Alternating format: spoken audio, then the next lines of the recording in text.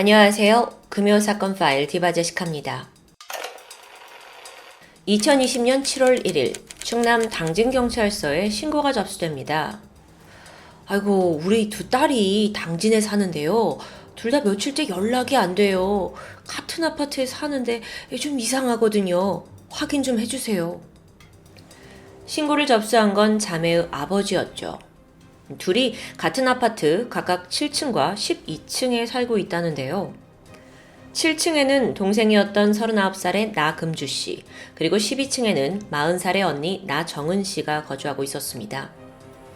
신고를 받고 경찰은 가장 먼저 동생이 살고 있는 7층에 들리게 돼요. 초인종 눌렀는데 인기척이 없었죠. 그리고 나서 곧장 언니가 사는 12층에 올라가는데 여기도 마찬가지입니다. 경찰은 즉각 수상함을 감지했어요. 그래서 동생 금주 씨의 도어락을 일단 강제로 뜯고 내부로 진입합니다. 순간 가장 먼저 느껴진 건 코를 찌르는 악취였죠. 동생 나금주 씨는 침대 위에서 싸늘한 시신으로 발견되었습니다. 사망한 지 시간이 좀 지났는지 시신이 많이 부패한 데다가 피부에는 청색증까지 돌고 있었어요. 그럼 언니는요? 경찰은 즉각 12층 언니 집에도 강제로 진입을 했고 거기서 나정은 씨의 시신이 발견됩니다. 부패 상태로 봐서 그녀 역시 사망 시일이 며칠 지난 것으로 보여요. 아무래도 두 사람이 같은 날 사망했다는 것이 합리적인 판단이었습니다. 자매의 시신은 모두 반듯하게 누운 자세로 이불에 덮여 있었습니다. 여기서 두 사람이 다른 점이 있다면 동생 금주 씨는 옷을 입고 있었지만 언니 정은 씨는 전라의 상태였다는 거예요. 게다가 집안의 분위기도 좀 묘하게 달랐죠. 유독 언니 정은 씨 집안은요, 마치 강도가 든 것처럼 물새큰, 그러니까 막 뭔가를 뒤진 흔적이 곳곳에 보여요. 또 복도 쪽 작은 방 창문에 달린 방충망 일부도 뜯겨져 있었고요. 이건 명백한 외부 침입의 흔적이죠. 게다가 정은 씨가 소지하고 있던 금품 다수, 명품 가방, 그리고 구입한 지 얼마 안 돼서 밖에 세워둔 외제차까지도 도난당한 상태입니다. 사실 이 자매의 가족들은 이 사건 현장인 당진이 아니라 멀리 떨어진 부산에 살고 있었습니다. 사건 전까지는 주로 메시지로 연락을 주고받았다고 해요. 그도 그럴 게 언젠가부터 너무 바빠요 하면서 통화를 잘 할 수 없다는 답장만 돌아왔기 때문인데요. 부모는 처음에 정말 애들이 바쁜가 보다 라고 여겼지만 날이 갈수록 특히나 아버지는 아무리 그래도 이렇게 전화조차 받지 않는 두 딸들이 너무 걱정됐어요. 그러다가 경찰에 확인을 요청한 건데 이런 끔찍한 현실을 마주하게 된 겁니다. 도대체 이 자매에겐 어떤 일이 벌어진 걸까요? 우선 자매 중에 언니였던 정은 씨는 이곳 당진으로 이사를 온 뒤에 직접 민속주점 운영을 시작합니다. 이게 하루 매출이 100만 원이나 될 정도로 가게가 잘 됐어요. 이 당진이란 데가 고향도 아니고 또 연고도 없던 곳인데 피나는 노력으로 일궈낸 거죠. 그리고 얼마 후에 정은 씨는 가게가 좀 안정이 되니까 동생 금주 씨한테 당진으로 오라고 부르게 됩니다. 함께 가게를 운영해보자는 제안이었죠. 이렇게 자매는 같은 아파트 7층과 12층에 거주하면서 가게 운영도 같이 하고 아주 가깝게 지냅니다. 특히 자매 간의 애정이 남달랐는데 언니가 동생을 살뜰하게 챙겼다고 알려져 있고요. 동생도 언니를 물론 잘 따랐습니다. 사건을 조사하던 경찰은 이게 사전에 치밀하게 계획된 게 아니냐라고 추정했어요. 범인은 처음부터 자매가 같은 아파트에 산다는 걸 알고 있었을 거거든요. 그럼 이게 면식범이란 소린데 근데 또 여기서 범행 동기는 여전히 의문입니다. 원한에 의한 범죄인지 또는 성범죄 아니면 사장이었던 언니 정은 씨의 금품을 노린 건지 쉽게 파악할 수 없었어요. 근데 만약에 금품이 목적이었다면 굳이 동생까지 살해할 필요가 있었을까요? 이렇게 추정만 오가는 와중에 자매의 부검 결과가 나왔는데요. 사인은 불명. 부패가 너무 심해서 정확한 사인을 가려낼 수 없다는 겁니다. 그런데 불행 중 다행히도 뜻밖의 계기로 사건의 실마리가 잡히기 시작해요. 시신이 발견된 7월 1일, 바로 이날 경찰서에 또 다른 1호부터 신고 전화가 접수된 거예요. 그 신고자는 피해자 정은 씨가 운영하던 가게에서 일하던 종업원 A 씨였는데요. A 씨는 그날 새벽 6시 반쯤 동생 금주 씨로부터 이상한 문자를 받았다고 해요. 갑자기 언니네 가게 비밀번호를 묻더라는 겁니다. 아니, 자매가 함께 운영을 하고 있는데 동생이 비밀번호를 모를 리가 없잖아요. 그래서 즉각 A씨가 수상하다라고 감지를 했죠. 그래서 이거 답장을 보내 말어? 하고 고민하던 차였는데 땡! 이번엔 사장인 정은 씨에게 문자가 왔어요. 부산에 일이 있어서 며칠간 쉬려고 해. 그러면서 사장 정은 씨는 내가 지금 전화를 받을 상황이 아니니 가게 비밀번호를 동생에게 알려달라고 당부합니다. A씨는 이게 너무도 이상했죠. 아니, 두 사람이 직접 연락을 주고받으면 될 텐데 왜 굳이 나한테 이걸 물어봐? 이 불길한 생각이 들었어요. 두 사람한테 무슨 일이 생긴 것 같았고 바로 경찰에 신고를 한 정황입니다. 자, A씨의 신고 내용은 용의자를 특정하는 데 있어 매우 중요한 단서가 됐습니다. 일단 그 문자가 도착한 시점, 그러니까 이게 이른 아침인데 사실 자매들은 이미 그보다 한참 전에 사망한 건 분명했어요. 시신이 그만큼 부패해 있었으니까요. 그렇다면 범인이 자매의 휴대폰, 이 두 개의 휴대폰을 다 가지고 있다는 거죠. 그래서 경찰은 핸드폰 위치를 추적하기 시작합니다. 그렇게 시신 발견 하루 만인 7월 2일, 경찰은 마침내 범인을 검거한 데 성공했어요. 그런데 그 정체가 밝혀지자마자 유가족과 자매의 지인들 모두 큰 충격에 빠졌죠. 범인은 바로 숨진 동생 나금주 씨의 남자친구였던 33살 김 씨였습니다. 심지어 이 사람은 당시 금주 씨 집에서 결혼을 전제로 동거를 하고 있었거든요.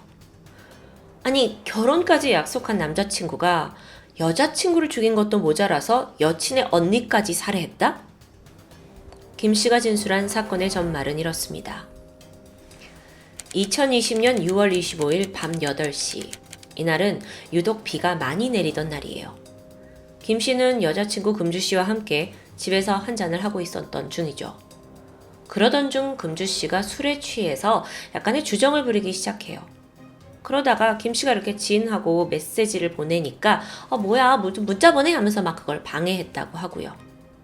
이때 김 씨가 아씨 그만해 짜증을 냈는데 금주 씨는 뭐 이런 걸로 짜증을 이렇게 화를 내 하면서 결국 두 사람이 언성을 높이면서 다투게 됩니다. 밤 10시 30분 금주 씨는 술에 취해서 어느덧 잠에 들었어요. 헌데 김 씨는 여전히 분이 풀리지 않았다는 거예요. 그리고 그게 살인 동기래요. 아니 이게 어떻게 살인까지 이어졌는지는 전 좀 이해가 잘 되지 않는데요. 어쨌든 그는 순간 금주 씨를 죽여야겠다고 마음먹었어요. 그리고 곤히 잠든 그녀에게 다가가서 사정없이 목을 졸랐죠. 여기까지가 김 씨가 진술한 내용입니다. 가장 중요한 포인트는 내가 화가 난 상태로 금주 씨 목을 졸라서 우발적으로 죽였다라는 거죠. 이게 보면요. 이미 살인이 들통난 마당에 모든 게 우발적이었다라는 걸 강조하기 위해 애쓰는 듯 보이기도 해요.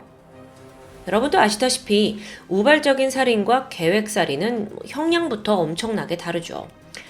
참고로 계획살인의 경우에는 최대 사형 또는 무기징역이 선고될 수 있고요. 반면에 우발적인 살인일 경우에는 법정에서 감형이 참작될 여지가 매우 큽니다. 아니 근데 여기서 또 하나의 궁금증이 들어요. 그래 100번 양보해서 여자친구 금주씨를 우발적으로 살해한 게 맞다고 쳐요. 그런데 12층, 그러니까 다른 집에 살던 언니 정은씨는 왜 살해했냐고요. 그날 밤 자정이 넘은 12시 반, 김씨는 돌연 집을 나섰습니다. 그리고 CCTV를 피해서 계단을 통해 올라갔죠. 12층, 언니 집 앞에 도착한 그는 복도 쪽에 작은 방 창문을 열어서 안으로 침입하는 데 성공합니다. 근데 이때 집은 비어 있었어요. 정은 씨가 주점을 운영하고 있었잖아요. 그래서 아직 퇴근 전이었던 거예요. 근데 이때 범인은요, 무려 2시간 동안이나 불도 켜지 않은 그 캄캄한 집 안에서 숨죽이고 언니 정은 씨를 기다립니다. 아니, 이 김씨 주장대로 이 모든 게 우발적인 살인이었다면 그 정은 씨를 기다리는 그 2시간 동안 좀 흥분이 진정되고 마음이 바뀔 수도 있는 거 아닐까요? 어쨌든 시간이 흘러서 새벽 2시 10분. 철컥 문소리가 났고 아무것도 모른 채 정은 씨가 귀가합니다. 그녀는 바로 샤워를 하게 되죠. 그리고 잠시 후 욕실을 나온 순간 김 씨가 뒤에서 그녀를 급습해서 목을 휘어감아 제압합니다. 그리고 언니마저 잔혹하게 살해했던 거예요. 2번째 살인. 이 부분은 경찰도 쉽게 이해하지 못했습니다. 그래서 도대체 왜 언니를 죽인 거냐라고 물으니까 어차피 아까 여친을 죽였고 내가 이제 도피를 해야 된다 생각을 하고 보니 자금, 돈이 필요했다라고 진술합니다. 그래서 그 집을 막 뒤진 흔적이 있었던 거고요. 이게 믿어지세요? 경찰 또한 우발적 범행이라는 거 쉽게 믿지 않았습니다. 그래서 우선 금주 씨와 그 김 씨, 이 2사람의 관계에 대해 좀 더 살펴보게 되는데 알고 보니까요, 이 2사람이 만난 지 얼마 되지 않은 커플입니다. 사건 발생 4개월 전인 2020년 2월에 금주 씨가 알코올 의존증 치료를 위해 정신병원에 입원한 적이 있어요. 이때 공황장애로 치료를 받고 있던 김 씨를 만나게 되고 둘이 곧 연인으로 발전하게 된 거죠. 그리고 나서 김 씨가 퇴원을 했는데 그리고 나서 금주 씨 집에서 동거를 시작하게 된 거예요. 하지만 관계는 순탄치 않았어요. 이것저것 부딪히고 다툼이 잦아졌고 범인 김 씨가 말하기를 금주 씨가 매번 술에 취해 있어서 더 동거 생활이 힘들었다고 하는데 저는 이 말도 그냥 믿을 수는 없을 것 같아요. 어쨌든 경찰이 이번엔 금주 씨의 휴대폰을 포렌식하게 되는데 그 결과는 완전히 달랐습니다. 2사람의 문자 내용을 복원했거든요. 새로운 사실이 밝혀지죠. 금주 씨는 애초에 김 씨와의 동거를 원한 적이 없어요. 오히려 같이 살자고 조르는 건 김 씨였죠. 이게 막 문자에 고스란히 나와 있는데 나 자기랑 당진에서 같이 살고 싶어. 나도 언니네 가게에서 좀 일하면 안 돼? 아니 뭐 집과 직장까지 한 번에 해결하려는 것 같죠? 이런 식으로 끈질기게 질척였던 겁니다. 근데 어쩌면요, 처음부터 좀 돈에 여유가 있는 이 자매에게 김 씨가 의도적으로 접근한 건 아닐까 하는 생각이 드는데요. 수상한 행적은 이뿐만이 아니었어요. 범행을 저지른 이후에 그는 피해자들의 신용카드로 500만 원이 넘는 돈을 인출합니다. 그리고 울산으로 도주할 계획을 세우게 되는데 이때 검색한 내용이 뭔지 아세요? 울산 단란주전. 그 사람 죽이고 돈이 수중에 들어오니까 바로 유흥비로 써버리려고 한 거죠. 이게 제정신입니까? 게다가 언니 정은 씨의 외제차도 훔쳐갔죠. 이걸로 당진에서 울산까지 막 도주를 하는데 그마저도 사고를 일으켜요. 근데 또 여기서 걸리면 안 되잖아요. 그래서 그대로 차를 버리고 이때 훔쳐온 명품 가방만 챙긴 뒤에 도주합니다. 더 황당한 게 있는데 그 명품 가방은요, 울산에 살던 옛 애인에게 선물로 줬다고 해요. 기가 막히죠, 정말. 종업원 A씨에게 온 문자, 그것도 김씨 짓이었습니다. 범행 후에 2자매의 핸드폰을 자기가 다 챙겨간 거예요. 이건 범행 발견을 최대한 늦추려고 했던 행동이었죠. 진짜 또 황당한 게 있는데 김씨가 자매들 핸드폰으로 한 100만 원어치 소액 결제를 했더라고요. 근데 이거 어디에 쓴 줄 아세요? 전부 게임 아이템 구매였습니다. 앞서 금주씨 행세를 하면서 종업원에게 가게 비밀번호를 알려달라고 보낸 문자는요, 사실 다른 의도가 있었는데 여기서는 통장 비밀번호를 알아내려고 했던 거예요. 그러니까 혹시 그게 가게 비밀번호와 일치하지 않을까 싶었던 거죠.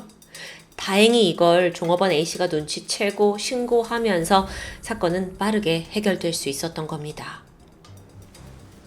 그런데요, 그간 김씨의 행각을 좀 살펴보면 처음부터 돈을 노리고 금주씨에게 접근한 게 아닌가라는 거 좀 설득력 있게 다가오는 것 같아요. 그 당시에 직업도 없고 돈도 없었거든요. 그러니까 기생충처럼 자매에게 들러붙어 있었던 거죠. 특히나 그는 평소에 자기가 정신병원에서 치료를 받았다는 걸 자주 언급했다고 합니다. 그러면서 나 병이 있어서 약도 먹어야 하고 힘들어. 그러니까 돈 좀 빌려줘. 자신의 병을 미끼로 쓴 거죠. 돈에 정신이 완전 나가서 자매의 목숨까지 빼앗은 살인마 김씨. 근데 이 사건이 2020년도에 발생했거든요. 근데 그걸 감안하면 신상 공개가 됐을 법도 한데 어쨌든 공개되진 않았습니다. 유가족은 이런 끔찍한 범죄를 저지르고도 인권이 보호됐다는 사실에 절망했고 분노할 수밖에 없었고요. 현재 인터넷에 알려진 바에 따르면 그의 본명이 김종식이고 또 본인으로 추정되는 사진 몇 장이 남아있을 뿐입니다. 한편 하루아침에 귀한 두 딸을 잃게 된 자매의 아버지. 그는 김 씨에 대한 강력한 처벌을 요구했습니다. 그래서 국민청원 글을 올리면서 사건을 널리 알리려고 노력하셨죠. 유가족이 보기에 그의 범죄는 명백한 계획살인이었거든요. 그럼 재판의 결과는 과연 어땠을까요? 재판이 한참 이어지던 중이었는데 이때 김종식의 정신감정이 이뤄졌습니다. 그 결과 타인에 대한 공감보다는 자기중심적인 반사회성 성격이 의심된다라는 소견이 나왔어요. 특히나 여기에서 자매를 살해하고 금품을 훔친 이 모든 행위에 대해 아무 생각이 없다라고 말하기도 했고요. 결국 2021년 1월 1심 재판부는 김종식에게 무기징역을 선고합니다. 하지만 그는 형이 과중하다면서 즉시 항소했고요. 검찰은 아니다, 이 형량이 너무 적다 라면서 또다시 항소하게 됩니다. 2심이 열렸고 여기서도 김 씨에겐 무기징역이 내려집니다. 김종식은 상고를 포기했고 결국 무기징역이 최종 확정됐죠. 2020년에 벌어진 이 사건은 어느덧 3년이라는 시간이 흘렀습니다. 하루가 멀다 하고 쏟아지는 정말 무수한 강력범죄로 인해서 과거의 사건들은 어쩔 수 없이 점차 흐릿해지고 있는 씁쓸한 현실인 것 같은데, 그렇다 해도 유가족의 가슴 속에는, 특히나 부모의 마음엔 평생 심장이 찢길 듯한 고통이 남아있겠죠. 어쩌면 우리가 할 수 있는 건 최대한 이 비극의 사건을 잊지 않고 또 유가족과 함께 분노하는 것 아닐까요? 마지막으로 너무도 억울한 죽임을 당한 두 자매분, 삼가 고인의 명복을 빌겠습니다. 지금까지 금요사건 파일 디바제시카였습니다.